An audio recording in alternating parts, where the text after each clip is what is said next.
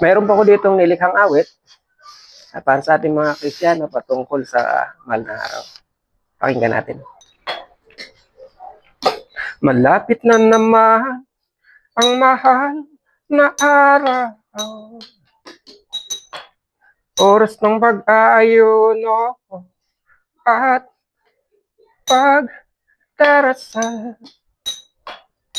Huwag gagawin ang lahat ng bawal at ugaliing tahimik sa araw na banal. Ngayon madami na di nakakasunod. Inais pa nila maligo sa beach o ilog. Malayo malapit, sila'y nagko-kumahog. Ang iba'y ninais pang uminom ng Red Horse at bilog. Ito na ngayon ang nakakasanayan ng mga bagong sipol ng mga kabataan. Di na naituro ng sapat ng mga magulang dahil sa dinaranas na ngayong kahirapan. Maraming deboto ang nagpipinitensya, nagpapapako sa cross, nahihiga sa kalsada, pinapalo ang likod at nagdurugo na ang hapdi at hirap di nila iniinda. Ito ba ang tamang paraan upang hiling natin ay pakinggan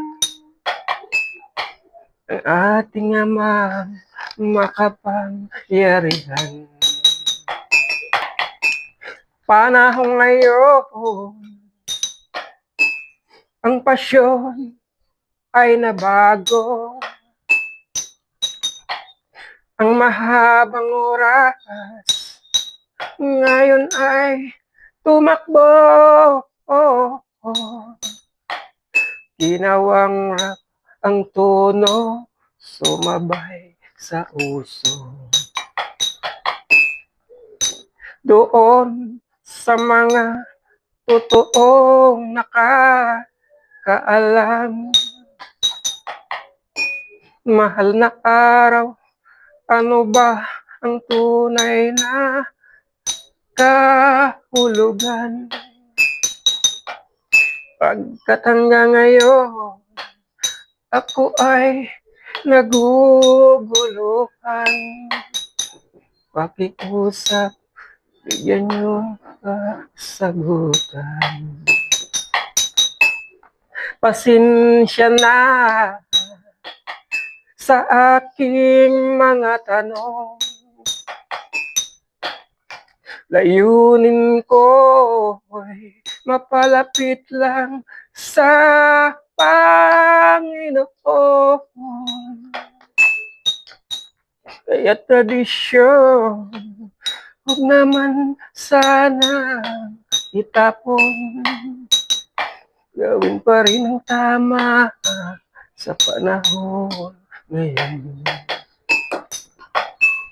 Ugaliin natin ang pagdarasal.